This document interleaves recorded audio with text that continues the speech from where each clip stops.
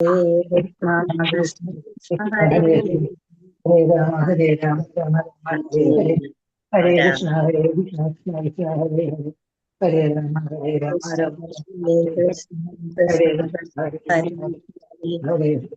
Hare Rama, Hare Rama, Rama Rama, Hare Hare, Hare Krishna, Krishna Hare Hare, Hare Rama, Hare Hare, Krishna Krishna Hare Hare Hare Hare Hare Rama Hare Rama Hare Hare Krishna, Hare Hare Krishna Rama, Hare Rama, ओम Hare अज्ञानतिमिरान्धस्य ज्ञानाञ्जनशलाकया चक्षुरुन्मीलितं तस्मै श्रीगुरवे नमः। श्रीचैतन्यमनोभीष्टं स्थापितं येन भूतले स्वयं रूपा कदा मह्यं ददाति स्वपदान्तिकम्। वन्देकं श्रीगुरो श्रीयुतपदकमलं श्रीगुरुं वैष्णवांश्च श्रीरूपं साग्रजातं सागणरघुनाथानिदं तां सजीवं साद्वैतं सावधूतं परिजनसहितं श्रीकृष्णचैतन्यदेवं श्रीराधा कृष्णपादान् सगणललिता श्रीविशाखानिदंश्च हे कृष्णा करुणा सिन्धो दीनबन्धो जगत्पदे गोपेश गोपिकान्त राधाकान्त नमोऽस्तुते तप्तकाञ्चन गौराङ्गी राधे वृन्दावनेश्वरी वृषभानुसुते देवी प्रणमामि हरिप्रिये वाञ्छाकल्पतरुभ्यश्च कृपासिन्धुभ्येव च पतितानां पावनेभ्यो वैष्णवेभ्यो नमो नमः।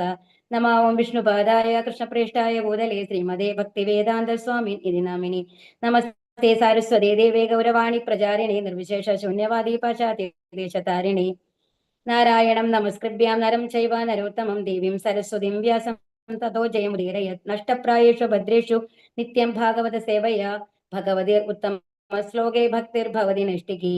नमो विष्णुपादाय कृष्णप्रेष्ठाय भूतले श्रीमदे जयपदाकस्वामिन् इति नामिनि नमाचार्यपादाय निधाय कृपप्रदायिने गौरकदादामदाय नगरग्रामतारिणे जयो श्रीकृष्ण चैतन्य प्रभो नित्यानन्द श्री अद्वैत गदाधर श्रीवासादि गौरभक्तवृन्द हरे कृष्णा कृष्ण कृष्ण हरे हरे हरे राम राम राम हरे हरे ഹരേ കൃഷ്ണ. ശ്രീ ശ്രീ രാധാ ഗോവിന്ദ് ടെമ്പിളിന്റെ കീഴിലുള്ള ഭഗവത്ഗീത പഠനത്തിലേക്ക് എല്ലാവർക്കും സ്വാഗതം. അപ്പൊ ഇതിനു മുമ്പ് എന്താണ് പറഞ്ഞത്?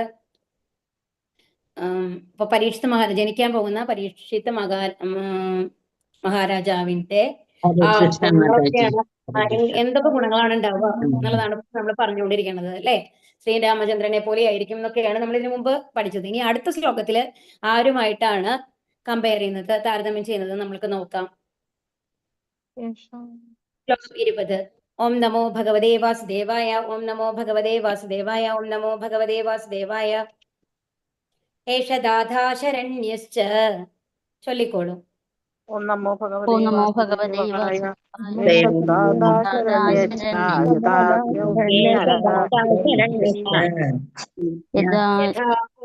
നരശിഭിഃ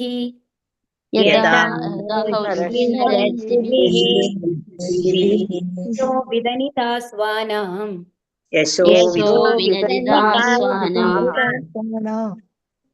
ഗൗഹ്യന്തിരിവ യജ്വനാം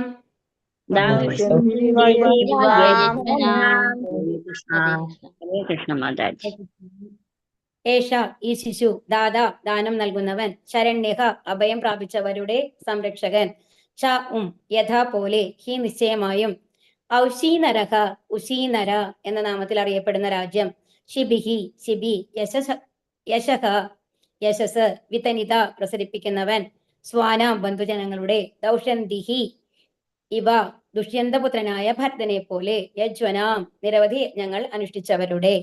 വിവർത്തനം. ശ്രീല പ്രഭാതിക്ക് ജയ്. ഈ ശിശു ഉഷീനര ദേശത്തെ കീർത്തിമാനായ ശിബി മഹാരാജാവിനെ പോലെ ദാനം നൽകുന്നതിൽ അത്യുദാരനും അഭയം പ്രാപിച്ചവരുടെ സംരക്ഷകനുമായിരിക്കും. മാത്രവുമല്ല, ഇദ്ദേഹം ദുഷ്യന്ത മഹാരാജാവിന്റെ പുത്രനായ ഭരതനെ പോലെ തന്റെ വംശത്തിന്റെ നാമവും യശസ്സും വ്യാപിപ്പിക്കുകയും ചെയ്യും. അപ്പൊ ഇവിടെ രണ്ടുപേരുമായിട്ട് വരുന്നുണ്ട് അല്ലെ. ആരൊക്കെയാണ്? ശിബി മഹാരാജാവായിട്ടും പിന്നെ ഭരതനോടുമാണ്. ദുഷ്യന്ത മഹാരാജാവിന്റെ പുത്രൻ. രണ്ട് ഭരതന്മാരുണ്ട്. ഒന്ന് കാർത്തവീര്യാർജുന, അല്ല, നമ്മളുടെ ജഡഭരതന്റെ ആ ഭരതൻ ഉണ്ടല്ലോ, ആ ഭരതനും ഈ ഭരതനും തമ്മിൽ ഒരേ ആൾക്കാരല്ല കേട്ടോ. ഭാവാർത്ഥം. ശീലപ്രപാദിക്ക് ജയ്. ദാനം നൽകുക, യജ്ഞങ്ങൾ അനുഷ്ഠിക്കുക, ശരണാഗതരെ സംരക്ഷിക്കുക തുടങ്ങിയവയാലാണ് ഒരു രാജാവ് പ്രശസ്തനായി തീരുന്നത്. തന്നെ ശരണം പ്രാപിച്ചവർക്ക് സംരക്ഷണം നൽകുന്നതിൽ ഒരു ക്ഷത്രിയ രാജാവ് അഭിമാനിക്കുന്നു. ഒരു രാജാവിന്റെ യഥാർത്ഥ ഗുണങ്ങൾ എന്തൊക്കെയാണ്? ദാനം നൽകണം. അതായത് അവര് എപ്പോഴും ഒരു നമ്മൾ പറഞ്ഞോളെ ഇതിനു മുമ്പത്തെ ശ്ലോകങ്ങളിലൊക്കെ പറഞ്ഞിട്ടുണ്ടായിരുന്നു, ഒരു രാജാവായിട്ടല്ല അവരുണ്ടാവേണ്ടത്. എങ്ങനെയായിട്ടാണ് ഉണ്ടാവേണ്ടത്? ബ്രാഹ്മണ ഗുണം കൂടി ചേർന്നിട്ട് രാജർഷി ആയിട്ടാണ് ഉണ്ടാവേണ്ടത്. അപ്പൊ അവർ ഒരിക്കലും തനിക്ക് വേണ്ടി ഒന്നും ചേർത്ത് വെക്കില്ല. അന്നത്തെ ബ്രാഹ്മണന്മാരുടെ പ്രത്യേകതകൾ എന്തായിരുന്നു? അന്നത്തെ അവര് ഫുൾ ഒരു രാജാവിനെ ഡിപ്പെൻഡ് ചെയ്തിട്ടാണ് ഉണ്ടാവുക, അല്ലെ? മന്ത്രിമാരൊക്കെ ആയിട്ടിരിക്കുന്ന ആൾക്കാരൊക്കെ ബ്രാഹ്മണന്മാരായിരുന്നു.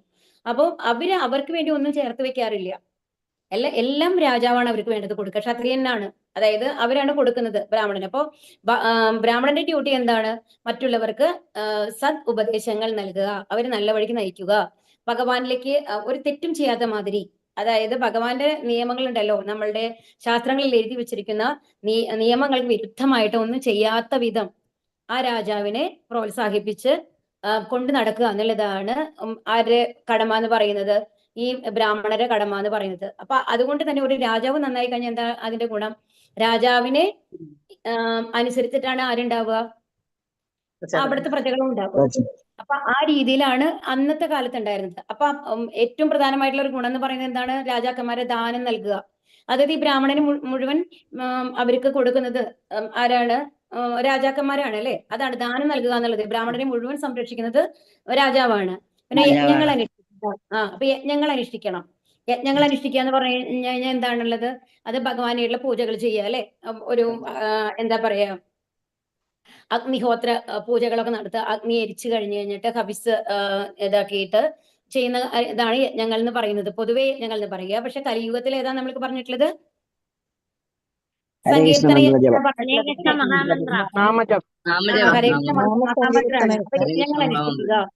അപ്പൊ നമ്മള് റെഗുലർ ആയിട്ട് നമ്മൾ ഈ നാമം ചൊല്ലുന്നത്, ഹരേകൃഷ്ണ മന്ത്രം ചൊല്ലുന്നതും യജ്ഞമാണ്.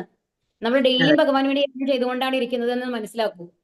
ഇനി അടുത്തത്, ശരണാഗതരെ സംരക്ഷിക്കുക. അപ്പൊ ആശ്രയിച്ച് വരുന്ന ആൾക്കാരെയൊക്കെ സംരക്ഷിക്കുക എന്നുള്ളതാണ് രാജാവ് എന്റെയൊക്കെ ചുമതല. തന്നെ ശരണം പ്രാപിച്ച, അപ്പൊ രാജാവിന് ഭയങ്കര അഭിമാനമാണ് എന്ത്? തന്നെ ശരണം പ്രാപിച്ച ആൾക്കാർക്ക് വേറെ ഒരാളുടെ അടുത്ത് പോണ്ടി വരില്ല, അവർക്ക് വേണ്ട എല്ലാ കാര്യങ്ങളും താൻ ചെയ്തു കൊടുക്കും എന്നുള്ളതിലാണ് ഒരു രാജാവിന്റെ അഭിമാനം ഉണ്ടായിരുന്നത്. രാജാവിന്റെ ഈ മനോഭാവത്തെ ഈശ്വരഭാവം അഥവാ ന്യായമായ കാരണത്തിന് സംരക്ഷണം നൽകുന്നതിനുള്ള യഥാർത്ഥ ശക്തി എന്ന് വിശേഷിപ്പിക്കുന്നു. ഭഗവത്ഗീതയിൽ ഭഗവാൻ ജീവസത്തകളോട് തന്നെ ശരണം പ്രാപിക്കുവാൻ നിർദ്ദേശിക്കുകയും അവർക്ക് പൂർണ്ണ സംരക്ഷണം നൽകുമെന്ന് ചെയ്യുകയും ചെയ്തു. ഹരേ കൃഷ്ണ. ഭഗവാൻ സർവശക്തനും വാക്ക് പാലിക്കുന്നവനുമാകുന്നു. കേൾക്കാൻ സാധിക്കുന്നില്ലേ?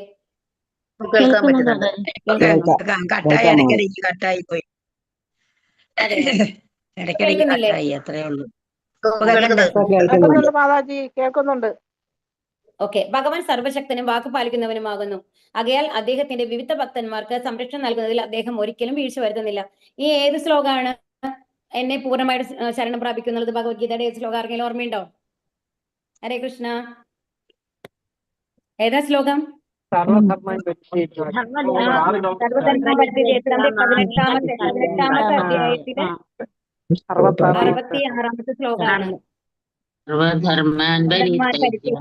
മാമേകം ശരണം വ്രജ അഹം ത്വാ സർവ്വപാപേഭ്യോ മോക്ഷയിഷ്യാമി മാ ശുചഃ. അതാണ് ശരിക്കും പറഞ്ഞാൽ നമ്മളെ സംബന്ധിച്ച് ഏറ്റവും ഇമ്പോർട്ടന്റ് ആയിട്ടുള്ള ശ്ലോകം കേട്ടോ. ഭഗവത്ഗീത തരുന്ന സന്ദേശം എന്താണ് എന്ന് ചോദിച്ചു കഴിഞ്ഞാൽ ആ ശ്ലോകമാണ് പറയുക. അപ്പൊ ഭഗവാൻ അവിടെ ഭഗവാൻ എന്താ പറഞ്ഞത്? എന്നെ ശരണം പ്രാപിക്കൂ. ഏത് മതങ്ങളും ഒന്നും ജാതിയും ഒന്നും ഇല്ല, എന്നെ പൂർണ്ണമായിട്ട് ശരണം പ്രാപിക്കും. അപ്പൊ ഏത് രീതിയിലുള്ള ആൾക്കാർക്കും ഭഗവാന്റെ അടുത്തേക്ക് എത്താൻ പറ്റുന്നത് ഭഗവാൻ നിങ്ങളോട് തുറന്ന് പറയുകയാണ് ചെയ്യുന്നത്, അല്ലെ? ഹരേ കൃഷ്ണ. 18-ാമത്തെ അധ്യായത്തിലെ 66-ാമത്തെ ശ്ലോകമാണ്. ഹരേ കൃഷ്ണ.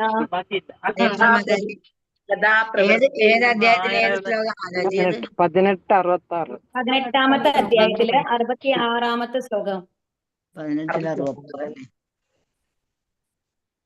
രാജാവ് ഭഗവാന്റെ അതിന്റെ തൊട്ട് മുമ്പത്തെ ശ്ലോകം നല്ല ഇമ്പോർട്ടന്റ് ആയിട്ടുള്ള ശ്ലോകം തന്നെയാണ്. മന്മനാഭവോ മദ്ഭക്തോ മദ്യാജീമാം നമസ്കുരു എന്ന് പറയുന്നത് 18-65 അത്രയും ഇമ്പോർട്ടന്റ് ആയിട്ടുള്ള ശ്ലോകമാണ്. നമ്മൾ എങ്ങനെയാണ് ഭഗവാനെ ശരണം പ്രാപിക്കേണ്ടത് പറയുന്ന ശ്ലോകമാണിത്. രാജാവ് ഭഗവാന്റെ പ്രതിനിധിയാകയാൽ എല്ലാ അപായങ്ങളും നേരിട്ടിട്ടായാലും തന്നെ ശരണം പ്രാപിച്ച ആത്മാക്കൾക്ക് സംരക്ഷണം നൽകാനുള്ള ഈ മനോഭാവം ഉണ്ടായിരിക്കണം. ഉശീനരദേശത്തെ രാജാവായ ശിബി മഹാരാജാവ് യയാതിയുടെ ഉറ്റ സുഹൃത്തായിരുന്നു. ആരൊക്കെയാണ് സുഹൃത്തുക്കള്? ശിബി മഹാരാജാവും യയാതിയും. യയാതിക്ക് ശിബി മഹാരാജാവിനോടൊപ്പം സ്വർഗലോകങ്ങളിൽ എത്തിച്ചേരാൻ സാധിക്കുകയുണ്ടായി. മരണാനന്തരം തനിക്ക് പ്രാപ്തമാകാനിരിക്കുന്ന സ്വർഗലോകത്തെ സംബന്ധിച്ച് ശിബി മഹാരാജാവിന് അറിവുണ്ടായിരുന്നു. ഈ സ്വർഗലോകത്തെക്കുറിച്ചുള്ള വിവരണം മഹാഭാരതത്തിൽ ആദിപർവം 96:6-9 നൽകിയിരിക്കുന്നു. അപ്പൊ ഈ ഇത് സ്വർഗത്തിനെ പറ്റിയുള്ള വിവരണം എവിടെയുള്ളത്? മഹാഭാരതത്തില് ആദിപർവത്തിലുണ്ട്. അപ്പം അതില് എന്താണ് ഈ സ്വർഗലോക, അതുകൊണ്ട് തന്നെ ശിബി മഹാരാജാവിന് അതിനെക്കുറിച്ച് നല്ല വിവരം ഉണ്ടായിരുന്നു. അപ്പൊ അതുപോലെ തന്നെ സ്വയം അത്രയും ത്യാഗ മനസ്ഥിതിയുള്ള ഒരു രാജാവ് ആയതുകൊണ്ട് എല്ലാം മറ്റുള്ളവർക്ക് വേണ്ടി സമർപ്പിക്കുന്ന ഒരു രാജാവായിരുന്നു ശിബി മഹാരാജാവ്. അപ്പൊ അതുകൊണ്ട് തന്നെ അദ്ദേഹത്തിന് തീർച്ചയായിട്ടും സ്വർഗത്തിൽ പോകാൻ സാധിക്കുന്നുള്ളത് അദ്ദേഹത്തിന് അറിയാമായിരുന്നു എന്നാണ് ഇവിടെ പറയുന്നത്. താൻ പ്രാപ്തമാക്കിയ സ്വർഗരാജ്യത്തിലെ പദവി യയാതിക്ക് നൽകാൻ ആഗ്രഹം പ്രകടിപ്പിച്ച ശിബി മഹാരാജാവ് അത്രയ്ക്ക് ദാനശീലനായിരുന്നു. ഒന്ന് ആലോചിച്ച് നോക്കൂ, നമ്മുടെ ഇപ്പൊ നമ്മൾ ചെയ്യുന്ന കാര്യങ്ങളും ശിബി മഹാരാജാവിന്റെയും ഒരു ഇതും കൂടി ഒന്ന് കമ്പയർ ചെയ്ത് നോക്കൂ. നമ്മളിപ്പോ ഒരു വീട്ടില് ഒരു 2-3 മക്കളുണ്ടെന്നുണ്ടെങ്കിൽ, ഏതെങ്കിലും ഒരു പ്രോപ്പർട്ടി ഉണ്ട്, എന്റെ പാരന്റ്സ് മരിച്ചു, അത് ഒക്കെ ഒന്ന് ഡിവൈഡ് ചെയ്യേണ്ട സമയത്ത് എത്ര അടി നടക്കുന്നു എന്ന് ആലോചിച്ച് നോക്കൂ. ആരെങ്കിലും എന്തെങ്കിലും വിട്ടുകൊടുക്കാറുണ്ടോ? നമ്മൾക്ക് ഇതൊന്നും വേണ്ട, എല്ലാം നമ്മൾ ഭഗവാന്റെ അടുത്തേക്ക് പോകേണ്ട ആൾക്കാരാണ്. ചിലപ്പോൾ നല്ല വയസ്സായ ആൾക്കാരായിരിക്കും, എന്നാലും ഒരു 10 രൂപയ്ക്ക് വേണ്ടിയിട്ട് തല്ലൂറിനെ കണ്ടു കഴിഞ്ഞാൽ നമ്മൾക്ക് തോന്നും എന്താണ്, മൃഗങ്ങളും കൂടി ഭേദമാണ് എന്ന് തോന്നുന്ന രീതിയിലാണ് ഇന്നത്തെ കാലത്ത് നമ്മൾക്ക് കലഹങ്ങൾ കാണുക. രാജ്യങ്ങൾ തമ്മില്, വീടുകൾ തമ്മില്, വീട്ടിലുള്ളിൽ തന്നെ സിബ്ലിങ്സ് തമ്മില് ഒക്കെ നമ്മൾക്ക് കാണാൻ സാധിക്കും അല്ലെ. ഇവിടെ ശിബി മഹാരാജാവ് എന്താ ചെയ്യാൻ പോണത്? തനിക്ക് കിട്ടാൻ പോകുന്ന സ്വർഗ പദവി ദാനം ചെയ്യാണ്. ആർക്ക്? തന്റെ സുഹൃത്തായ യയാതിക്ക്. ഒന്ന് ആലോചിച്ച് നോക്കൂ ഈ സ്വർഗത്തെ കുറിച്ചുള്ള വിവരണം. ശിബി മഹാരാജാവ് അത്രയ്ക്ക് ദാനശീലനായിരുന്നു. എന്നാൽ യയാതി അത് സ്വീകരിക്കുകയുണ്ടായില്ല. അപ്പൊ യയാതിയും ഏകദേശം ഈക്വൽ ഗുണമുള്ള ഒരാളാണ്. യയാതി എനിക്ക് വേണ്ട എന്നാണ് പറഞ്ഞത്, എനിക്ക് ദാനം കിട്ടുന്ന ഈ സ്വർഗം വേണ്ട എന്നാണ് പറഞ്ഞത്. യയാതി അഷ്ടകനും അതുപോലെയുമുള്ള മറ്റു മഹർഷിമാരോടൊപ്പം സ്വർഗലോകത്തിലേക്ക് പോയി. അപ്പൊ യയാതിയും എവിടേക്ക് എത്തി? സ്വർഗലോകത്തിലേക്ക് എത്തി. ഋഷിമാർ ആരായുകയാൽ സ്വർഗത്തിലേക്കുള്ള യാത്രാമധ്യേ ശിബിയുടെ പുണ്യകർമ്മങ്ങളെ കുറിച്ച് യയാതി അവരോട് വിവരിച്ചു. അപ്പൊ എന്നിട്ട് ചോദിച്ചു, എന്താണ് ഈ ശിബി മഹാരാജാവിന്റെ ഇത്ര പ്രശസ്തിക്കുള്ള കാരണം? എങ്ങനെയാണ് ഇത്രയും ദാനശീലൻ എന്നുള്ള ഒരു പേര് അദ്ദേഹത്തിന് കിട്ടിയിട്ടുള്ളത് എന്നുള്ളത് ഈ മഹർഷിമാരെ യയാതിയോട് ചോദിക്കുകയാണ്. അപ്പൊ യയാതി പറഞ്ഞു കൊടുക്കുകയാണ് ആ കഥ. ശിബി മഹാരാജാവ് തന്റെ ആരാധ്യദേവനായിരുന്ന യമരാജാവിന്റെ സദസ്സിലെ അംഗമായി തീർന്നു. അപ്പം ആരാണ് ഇപ്പൊ അത് നോക്കൂ, നമ്മൾക്കും അതിശയമായിട്ട് തോന്നും അല്ലെ, യമരാജാവിനെയാണ് ആരാധിച്ചിരിക്കുന്നത്. അപ്പൊ നമ്മള് ഭഗവത്ഗീതയുടെ ഒരു ശ്ലോകം ഉണ്ട്, ഭഗവത്ഗീതയിൽ സ്ഥിരീകരിച്ചിരിക്കുന്നത് പോലെ ദേവന്മാരെ ആരാധിക്കുന്നവർ അതാത് ദേവന്മാരുടെ ലോകത്തേക്ക് പോകുന്നു. യാതി ദേവവ്രത ദേവാൻ പിതൃദേവോ, അങ്ങനെയാണ് വരുന്നത്. അപ്പൊ അതായത് എന്താണ് പറയുന്നത്, ദേവന്മാരെ ആരാധിക്കുന്നവര്, ദേവന്മാർ എന്ന് പറയുന്നത് ഇവിടെ നമ്മളുടെ ഡെമിഗോഡ്സ് പറയുന്നത് ദേവതകളാണ്. അതായത് ശിവൻ, ഗണപതി, ദുർഗ, അങ്ങനെയൊക്കെ ഉണ്ടല്ലോ, അങ്ങനെ നമ്മൾ ആരാധിക്കുന്നുണ്ടല്ലോ, അവരെയാണ് ഉദ്ദേശിക്കുന്നത് കേട്ടോ ഇവിടെ ദേവൻ എന്നുള്ളത്. അപ്പൊ ദേവന്മാരെ ആരാധിക്കുന്നവർ എവിടേക്ക് പോകും? ശിവദേവനെ ആരാധിക്കുന്നവരാണെങ്കിൽ ശിവദേവന്റെ, ഇന്ദ്രനെ ആരാധിക്കുന്നവർ ഇന്ദ്രന്റെ ലോകത്തേക്ക് പോകും.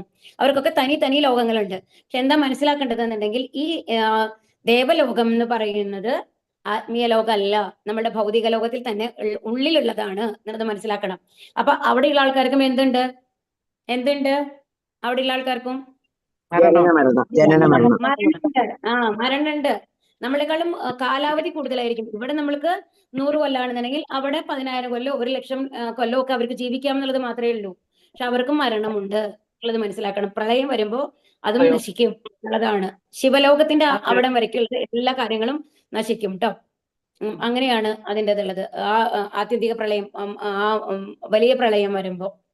അപ്പോൾ ദേവന്മാരെ ആരാധിക്കുന്നവർ ദേവന്മാരുടെ ലോകത്തേക്ക് പോകും. ഇനിയോ ശിബി മഹാരാജാവ് യമലോകത്തിൽ എത്തിച്ചേരുകയും, അപ്പൊ ശിബി മഹാരാജാവ് ആരെയാണ് ആരാധിച്ചിരുന്നത്? യമരാജനെയാണ്. അതുകൊണ്ട് യമലോകത്ത് എത്തിച്ചേരുകയും മഹാവൈഷ്ണവ പ്രമാണികനായ യമരാജാവിന്റെ സഹചാരിയായി തീരുകയും ചെയ്തു. അദ്ദേഹം ഭൂമിയിൽ ഉണ്ടായിരുന്നപ്പോൾ അഭയ സംരക്ഷകൻ എന്നും ദാനശീലത്തിൽ മഹാൻ എന്നും അതിപ്രശസ്തനായിരുന്നു.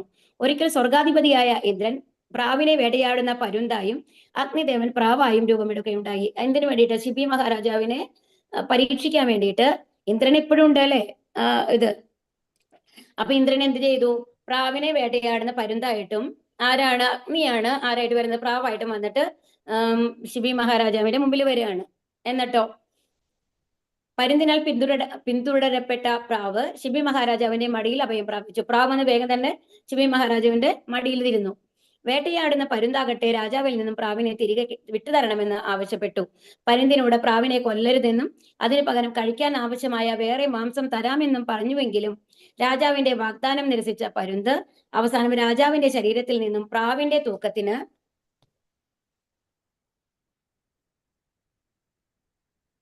തുല്യമായ മാംസം സ്വീകരിക്കാമെന്നുള്ള വ്യവസ്ഥ അംഗീകരിച്ചു. അപ്പൊ അവസാനം എന്തിനാ സമ്മതിച്ചത്? ആ പ്രാവിന്റെ തൂക്കത്തിനുള്ള മാംസം തൊടയിൽ നിന്ന്, ശിബി രാജാവിന്റെ തൊടയിൽ നിന്ന് മുറിച്ചു കൊടുക്കണം എന്നുള്ളതായിരുന്നു കണ്ടീഷൻ. പ്രാവിന്റെ ഭാരത്തിന് തുല്യമായ തുലാസിൽ അളക്കുവാനായി സ്വശരീരത്തിൽ നിന്നും രാജാവ് മാംസം ഛേദിക്കുവാൻ തുടങ്ങി. മുറിച്ചെടുത്തു രാജാവ്. പക്ഷെ എന്താ ഉണ്ടാവുന്നത്? ഈ മുറിച്ച പീസ് അവിടെ വെച്ച് കഴിഞ്ഞാലും പ്രാവിന് ഭാരം കൂടുതലാണ്, എങ്ങനെ നോക്കിക്കഴിഞ്ഞാലും. എന്നാൽ വിസ്മയരൂപിയായ പ്രാവ് എപ്പോഴും ഭാരമേറിയതായി തന്നെയിരുന്നു. എന്താ കാരണം? അഗ്നിദേവനാണ് വന്നിട്ടുള്ളത് അല്ലെ. അവസാനം പ്രാവിന്റെ ഭാരത്തിന് തുല്യമാകാൻ വേണ്ടി ശിബി മഹാരാജാവ് സ്വയം തുലാസിൽ കയറിയിരുന്നു. അപ്പൊ ആ പ്രാവിന്റെ ജീവന് വേണ്ടിയിട്ട് തന്റെ എത്രയോ ആൾക്കാരാണ് ആ രാജാവിനെ ഡിപ്പെൻഡ് ചെയ്തിട്ടുള്ളത് എന്ന് ആലോചിച്ച് നോക്കൂ. അതൊന്നും വകവെക്കാണ്ട് ഈ പ്രാവിനെ കൊല്ലാൻ പറ്റില്ല എന്നുള്ള ഒരൊറ്റ കാരണം കൊണ്ട് എന്ത് ചെയ്തു? സ്വയം കയറിയിരിക്കുകയാണ്, എന്നെ അങ്ങനെ തന്നെ കഴിച്ചോളൂ എന്ന് പറഞ്ഞുകൊണ്ട്. അവസാനം ഇതിനാൽ ദേവന്മാർ അദ്ദേഹത്തിൽ സംപ്രീതരായി. അപ്പൊ എന്തായി? അപ്പൊ ഉടനെ തന്നെ അവർ പ്രത്യക്ഷപ്പെട്ടു. ഇന്ദ്രദേവനും അഗ്നിദേവനും പ്രത്യക്ഷപ്പെട്ട് അനുഗ്രഹം കൊടുക്കുകയാണ്. സ്വർഗാധിപനും അഗ്നിദേവനും തങ്ങൾ ആരെന്ന് വെളിപ്പെടുത്തുകയും രാജാവിനെ ആശീർവദിക്കുകയും ചെയ്തു. മഹാരാജാവ് ശിബിയുടെ നേട്ടങ്ങളെ, വിശേഷിച്ചും ദാനത്തെയും സംരക്ഷണത്തെയും ദേവർഷി നാരദനും വാഴ്ത്തിയിരുന്നു. ഒരു ബ്രാഹ്മണന്റെ സംതൃപ്തിക്കായി മഹാരാജാവ് ശിബി സ്വപുത്രനെ തന്നെ പരിത്യജിച്ചു. ശിബി തന്റെ രാജ്യത്തിൽ ഒരു മനുഷ്യനും മാംസം ഭക്ഷിക്കുവാൻ ഒരിക്കലും അനുവദിച്ചിരുന്നില്ല. കാരണം ഒരു പ്രാവിനെ കൊല്ലാൻ അദ്ദേഹം അനുവദിച്ചില്ല അല്ലെ. ഇപ്പോ അതുപോലെ തന്നെയാണ് എല്ലാ മൃഗങ്ങളെ കൊല്ലാൻ പാടില്ല എന്നുള്ളത് ശിബി രാജാവിന്റെ നിയമമായിരുന്നു. അപ്പൊ അവിടെ ഒരാൾക്ക് മാംസം കഴിക്കാനുള്ള അനുവാദം ഉണ്ടായിരുന്നില്ല. അപ്രകാരം ശിശുവായ പരീക്ഷിത്ത് ദാനത്തിലും സംരക്ഷണത്തിലും രണ്ടാമതൊരു ശിബിയായി തീരുമെന്ന് കണക്കാക്കപ്പെട്ടു. അപ്പൊ ഈ മഹർഷിമാരെന്താ പറഞ്ഞ? കൃപാചാര്യര് കൂടെയുള്ള ആ മഹർഷിമാർ എന്താണ് പറഞ്ഞത്, പ്രവചിച്ചത്? ഈ പരീക്ഷിത്തും അതുപോലെ തന്നെ ആയിരിക്കും എന്നുള്ളതാണ് പറഞ്ഞത് കേട്ടോ. ഇനി അടുത്തത് നമ്മൾ താരതമ്യം ചെയ്തത് ദൗഷന്തി ഭരതനുമായിട്ടാണ് അല്ലെ. ഇതിഹാസത്തിൽ അനേകം ഭരതന്മാരുണ്ട്. അതിൽ ഭഗവാൻ ശ്രീരാമന്റെ ഭ്രാതാവ് ഭരതൻ, ഋഷഭരാജാവിന്റെ പുത്രൻ ഭരതൻ, ദുഷ്യന്ത മഹാരാജാവിന്റെ പുത്രൻ ഭരതൻ എന്നിവരൊക്കെ അതിവിശ്രുതരാണ്. ഋഷഭരാജാവ് എന്ന് പറയുന്നത് ഋഷഭൻ എന്നായിട്ട് വരുന്നത് കൃഷ്ണൻ തന്നെയാണ്. ഭഗവാന്റെ ഒരു അവതാരം തന്നെയായിട്ടാണ്, ശക്തിയാവേശ അവതാരമായിട്ടാണ് പറയുക കേട്ടോ. അപ്പൊ ദുഷ്യന്ത മഹാരാജാവിന്റെ പുത്രൻ ഭരതൻ എന്നിവരൊക്കെ അതിവിശ്രുതരാണ്. പ്രപഞ്ചത്തിൽ ഈ ഭരതന്മാരെല്ലാം ഐതിഹാസികപരമായി അറിയപ്പെടുന്നവരാകുന്നു. ഋഷഭപുത്രനായ ഭരതരാജാവിനാൽ ഈ ഭൂലോകം ഭാരതം അഥവാ ഭാരതവർഷം എന്നറിയപ്പെടുന്നു. എന്നാൽ ദുഷ്യന്തപുത്രന്റെ ഭരണം ഹേതുവാകയാലാണ് ഈ ഭൂമി ഭാരതം എന്നറിയപ്പെടുന്നതെന്ന് വേറെ ചിലർ അഭിപ്രായപ്പെടുന്നു. അങ്ങനെ രണ്ട് അഭിപ്രായം ഉണ്ട് കേട്ടോ. ശരിക്കും ഈ ഭാരതം എന്ന പേര് വരാനുള്ള കാരണത്തിന് നാം മനസ്സിലാക്കിയെടുത്തോളം ഈ ഭൂമി ഋഷഭരാജാവിന്റെ പുത്രനായ ഭരതന്റെ രാജവാഴ്ച മുതലാണ് ഭാരതവർഷം എന്നറിയപ്പെടുന്നത്. അതിനു മുമ്പ് എന്താ അറിയപ്പെട്ടിരുന്നത്? അതിനു മുമ്പ് ഇളാവൃത വർഷം എന്ന് അറിയപ്പെട്ടിരുന്നു. എന്നാൽ ഋഷഭപുത്രനായ ഭരതന്റെ സിംഹാസന ആരോഹണത്തിന് ശേഷം ഈ ഭൂമി ഭാരതവർഷം എന്ന നാമധേയത്തിൽ പ്രശസ്തമായി തീർന്നു. അപ്പോ ഇത് ഋഷഭപുത്രന്റെ കാര്യമാണ് പറയണത്. ഇത് നമ്മൾ ഏതോ ഒരു പേജ് സ്കിപ്പായോ? ഇത്ര തന്നെയുള്ളൂ അല്ലെ. അല്ലെ, ദൗഷന്തി ഭരതൻ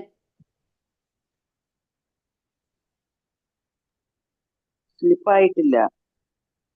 ഇങ്ങനെയൊക്കെ ആണെങ്കിലും ദുഷ്യന്ത മഹാരാജാവിന്റെ പുത്രനായ ഭരതനും ഒട്ടും പ്രാധാന്യം കുറഞ്ഞ വ്യക്തിയല്ല. അദ്ദേഹം പ്രശസ്ത സുന്ദരിയായ ശകുന്തളയുടെ പുത്രനാകുന്നു. മഹാരാജാവ് ദുഷ്യന്തൻ വനത്തിൽ വെച്ച് ശകുന്തളയുമായി അനുരാഗചിത്തനാവുകയും തന്നിമിത്തം ശകുന്തള ഭരതനെ ഗർഭം ധരിക്കുകയും ചെയ്തു. അനന്തരം ഈ കഥ എല്ലാവർക്കും അറിയണതല്ലേ. കണ്ണുമുനിയുടെ ശാപത്താൽ മഹാരാജാവ് ദുഷ്യന്തൻ തന്റെ പത്നി ശകുന്തളയെ വിസ്മരിക്കുകയും ശിശുവായ ഭരതൻ വനത്തിൽ മാതാവിന്റെ കീഴിൽ വളർന്നു വരികയും ചെയ്തു. കഥ എല്ലാവർക്കും അറിയണതല്ലേ. ഹരേ കൃഷ്ണ. മറന്നു പോണത്. എന്നിട്ട് ആ മോതിരം അതൊക്കെ അറിയാലോ.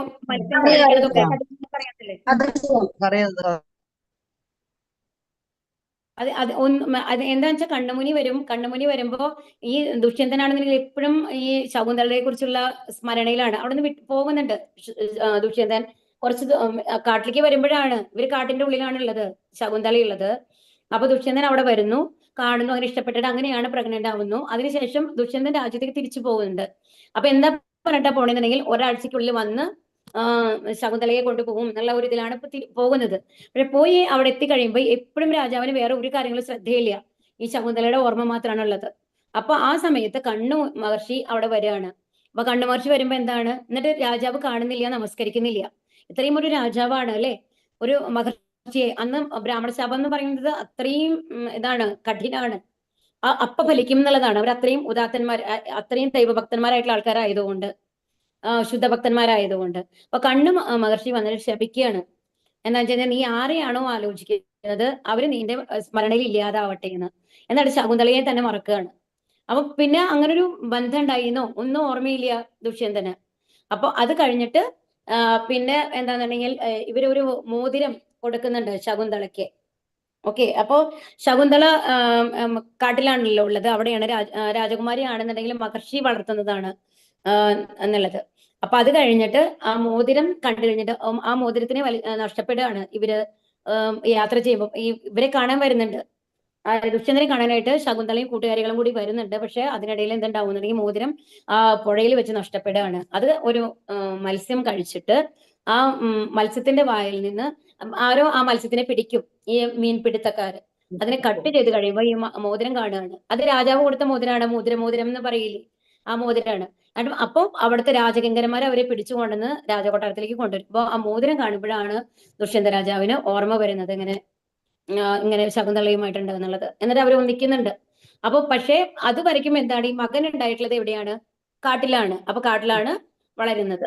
അപ്പൊ ബാല്യത്തിൽ തന്നെ വിശ്വാമിത്രന്റെ ഇതിലാണ് ശകുന്തള വളരുന്നത് കേട്ടോ.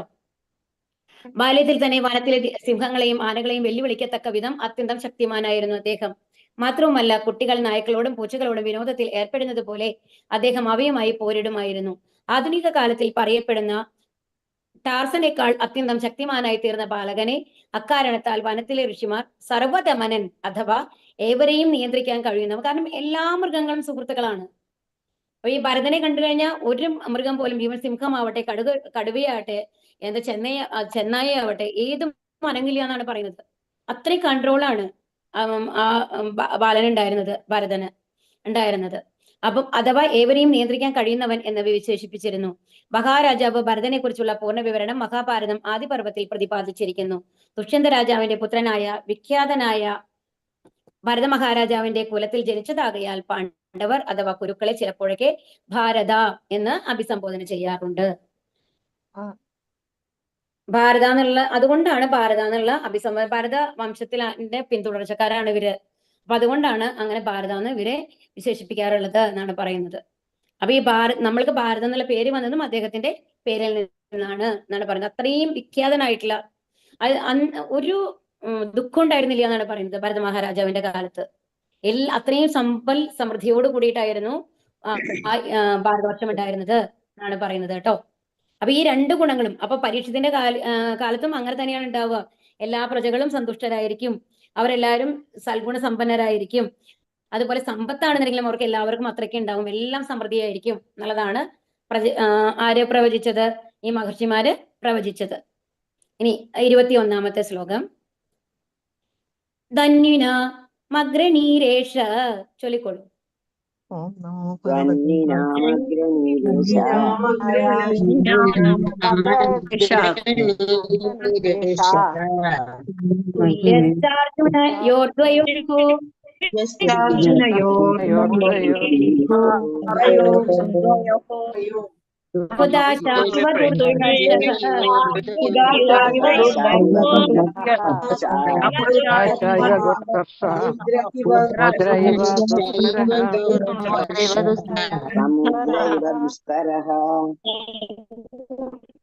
ഹരേ കൃഷ്ണ.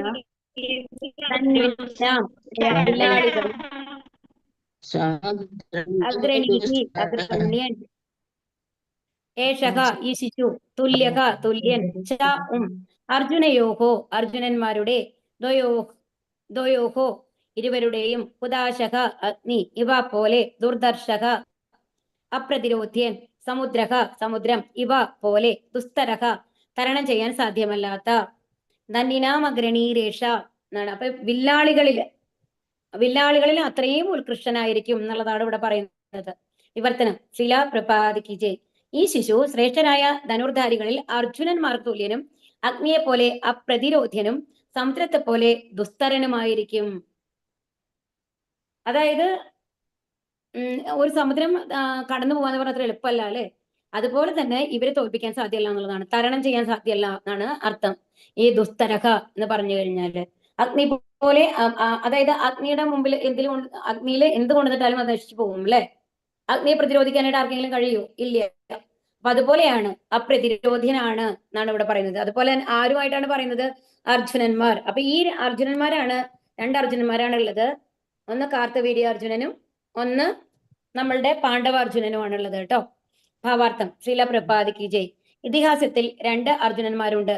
അതിലൊന്ന് ഹൈഹയ രാജ്യത്തിലെ രാജാവായ കാർത്തവീര്യാർജുനനും മറ്റൊന്ന് ഈ ശിശുവിന്റെ പിതാമഹനുമാകുന്നു. ഇരു അർജുനന്മാരും ധനുർവിദ്യയിൽ നിപുണരെന്ന് പ്രശസ്തരുമാണ്. ശിശുവായ പരീക്ഷിത്ത് ആയോധനത്തിൽ ഈ ഇരു അർജുനന്മാർക്കും തുല്യരായി തീരുമെന്ന് പ്രവചിച്ചിരിക്കുന്നു. പാണ്ഡവനായ അർജുനനെ കുറിച്ച് ഒരു ഹ്രസ്വമായ വിവരണം താഴെ നൽകുന്നു. ഈ കാർത്തവീര്യ അർജുനനെ കുറിച്ചിട്ട് അറിയുമോ? കാർത്തവീര്യാർജുനൻ എന്ന് പറയുന്നത് ഹൈഹയ രാജാവിന്റെ മകനായിരുന്നു. ഓക്കെ, അപ്പൊ അദ്ദേഹത്തിന്റെ പ്രത്യേകത അദ്ദേഹം തപസ് ചെയ്ത് കഴിഞ്ഞിട്ട് വരം വാങ്ങും. എന്നിട്ട് എന്താ കിട്ടുന്നത്? 1000 കൈകളാണ്. 1000 കൈകളുണ്ടാവും കാർത്തവീര്യാർജുനന്. അപ്പൊ ഒരാൾക്ക് തോൽപ്പിക്കാൻ പറ്റില്ല. അതുപോലെ കാർത്തവീര്യാർജുനൻ തപസ്സിന് വരം ചോദിക്കുന്നത് എന്താണെന്നുണ്ടെങ്കിൽ അത്രയും വലിയ ഒരു പോരാളിക്ക് മാത്രമാണ് അദ്ദേഹത്തെ കൊല്ലാൻ സാധിക്കുള്ളൂ എന്നുള്ളതാണ്. എന്നിട്ട് എന്ത് ചെയ്യുന്നു? നമ്മളുടെ ഒരു നദിയിൽ നർമ്മദാ നദിയിലാണ്. അപ്പൊ നർമ്മദാ നദിയിൽ പോയിക്കൊണ്ടിരിക്കുമ്പോ ആ നദിയെ തന്നെ ബ്ലോക്ക് ചെയ്യാണ് ഈ 1000 കൈകൾ വെച്ച് കഴിഞ്ഞിട്ട്. അപ്പൊ എന്തുണ്ടാവും? നമ്മൾ അണക്കെട്ടണ മാതിരിയാണ് ഉണ്ടാവുക അല്ലെ? അപ്പൊ മറ്റേ സൈഡിൽ എന്താവും ഉണ്ടാവും? വെള്ളം പൊങ്ങും നദിയെ ഇടയിൽ ബ്ലോക്ക് ചെയ്യുമ്പോ. എന്നിട്ട് എന്താ ഉണ്ടാവണത്? അപ്പൊ നദിയിൽ ആ വെള്ളം കയറി എന്തുണ്ടാവുന്നുണ്ടെങ്കിൽ രാവണനാണെന്നുണ്ടെങ്കിൽ ശിവഭക്തനാണ് അല്ലെ? അപ്പൊ ശിവനെ ആരാധിച്ചുകൊണ്ടിരിക്കുകയായിരിക്കും നദീതീരത്ത്. അവിടുത്തെ ആ പ്രാർത്ഥന സ്ഥലം അവിടെ മുഴുവൻ വെള്ളം നിറഞ്ഞ് ഇതാവുകയാണ് ചെയ്യുന്നത്. അപ്പൊ രാവണൻ ദേഷ്യപ്പെട്ട് എന്തുണ്ടാവുന്നു? അവര് യുദ്ധത്തിന് വരിക. 2 പേരും തമ്മിൽ നല്ല പൊരിഞ്ഞ യുദ്ധമാണ്. പക്ഷെ കാർത്തവീര്യാർജുനൻ തന്നെയാണ് ജയിക്കുന്നത് ആ യുദ്ധത്തില്. ആ യുദ്ധത്തിലൊക്കെ ജയിക്കും അദ്ദേഹം. പക്ഷെ പിന്നെ എന്താ ഉണ്ടാവുന്നത്? ആർക്കെങ്കിലും അറിയാമോ സ്റ്റോറി? ഇല്ല. എവിടെയോ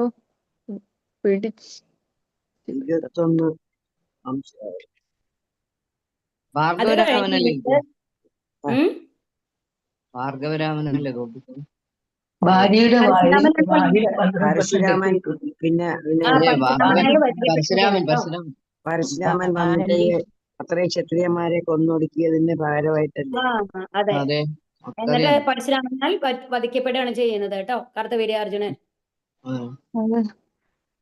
ജമദഗ്നി പശുവിനെ മോഷ്ടിക്കുന്നുണ്ടോ ചെയ്തു?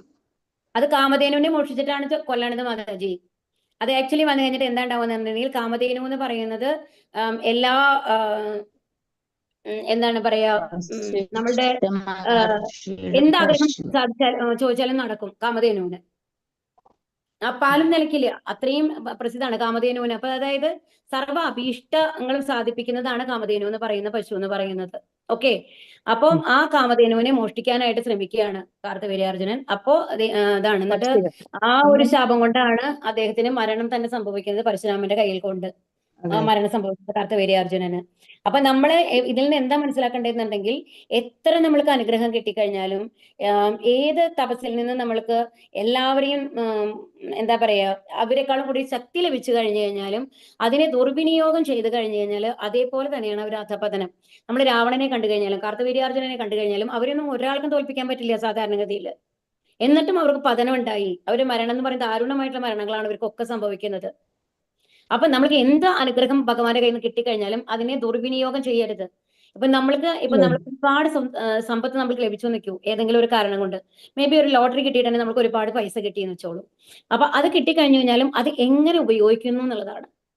നമ്മൾ അതിന് എന്തിനു വേണ്ടി, അപ്പൊ നമ്മളുടെ സ്വാർത്ഥ താല്പര്യങ്ങൾക്ക് വേണ്ടിയിട്ട് അത്രയും വലിയ ബിൽഡിംഗ് ഉണ്ടാക്കണം, അത്രയും വലിയ കാറ് വാങ്ങണം, അതിന് മാത്രമായിട്ട് അത് ഉപയോഗിക്കുകയാണെങ്കിൽ, അതിന് ഉപയോഗിക്കരുതെന്നല്ല പറയുന്നത്, അതിന്റെ ഒരു അംശം അത് തന്ന ഭഗവാന് വേണ്ടിയിട്ടും കൂടി നമ്മൾ ചെലവാക്കാനായിട്ട് നമ്മൾ ശ്രമിക്കണം എന്നുള്ളതാണ് നമ്മൾ പഠിക്കേണ്ടത് ഇതിൽ നിന്ന്. നല്ല കാര്യങ്ങൾക്ക് വേണ്ടിയിട്ട്, പുണ്യകർമ്മങ്ങൾക്ക് വേണ്ടിയിട്ട് അതിൽ നിന്ന് ഒരു ഭാഗം നമ്മൾ ചെലവാക്കണം. അപ്പൊ നമ്മൾക്ക് കിട്ടുന്ന എന്ത് ശക്തിയും നല്ല കാര്യങ്ങൾക്കല്ലാണ്ട് ചീത്ത കാര്യങ്ങൾക്ക് വേണ്ടി ഉപയോഗിച്ചു കഴിഞ്ഞു കഴിഞ്ഞാൽ അതിനപ്പം തന്നെ നമുക്ക് പനിഷ്മെന്റ് ഉണ്ട്. അപ്പൊ ഈ ശാസ്ത്രങ്ങളൊക്കെ നമ്മളെ പഠിപ്പിക്കുന്നത് അതാണ്. അപ്പൊ അതുകൊണ്ടാണ് നമ്മളോട് എന്ത് പറയുന്നത്, ഭാഗവതവും എന്താണ് മഹാഭാരതവും ഒക്കെ നമ്മൾ പഠിച്ചിരിക്കണം. കാരണം അതിൽ നിന്ന് നമ്മൾക്ക് കുറേ പാഠങ്ങൾ പഠിക്കാനുണ്ട്. നമ്മൾക്കും എന്തെങ്കിലും ചെറിയ അനുഗ്രഹങ്ങൾ ലഭിക്കുമ്പോൾ ഇവര് ഈ രാജാക്കന്മാരുടെ ആ ലെവലിലല്ലെങ്കിലും ആ അനുഗ്രഹം എന്തിനു വേണ്ടിയിട്ട് വേണം, ഭഗവാന്റെ പ്രീതിക്ക് വേണ്ടിയിട്ട് ഉപയോഗിക്കാനായിട്ട് നമ്മൾ ശ്രമിക്കണം എന്നുള്ളത് നമ്മളെ പഠിപ്പിക്കുകയാണ് ചെയ്യുന്നത് ശരിക്കും പറഞ്ഞാല്. ഹരേ കൃഷ്ണ. ഇനിയിപ്പോ ഇത് തുടങ്ങി കഴിഞ്ഞാൽ അവസാനിപ്പിക്കാൻ പറ്റില്ല, നമുക്ക് അടുത്ത ക്ലാസ്സിൽ എടുക്കാം കേട്ടോ, അർജുനനെ കുറിച്ചിട്ടുള്ള ഇതെന്ന് പറയുന്നത്. ഇനി ആർക്കെങ്കിലും എന്തെങ്കിലും പറയാനുണ്ടെങ്കിൽ പറഞ്ഞോളൂ. ഹരേ കൃഷ്ണ. ഹരേ കൃഷ്ണ. മാതാജി ഒരു സംശയം. ഒരു മിനിറ്റ്, ക്ലാസ് അവസാനിച്ച് നമുക്ക് തുടങ്ങാം കേട്ടോ. വാഞ്ചാകൽപതരുഭ്യശ്ച കൃപാസിന്ധുഭ്യശ്ച പതിതാനാം പാവനേഭ്യോ വൈഷ്ണവേഭ്യോ നമോ നമഃ. അനന്തകോടി വൈഷ്ണവർദ്ധിക്കേ ജയ്, പ്രഭാതിക്കേ ജയ്, ഗുരു മഹാരാജ് കി ജയ്, ഗൗര പ്രേമാനന്ദേ. ഹരി ഹരി. ഹരേ കൃഷ്ണ. പറഞ്ഞോളൂ മാതാജി. ഹരേ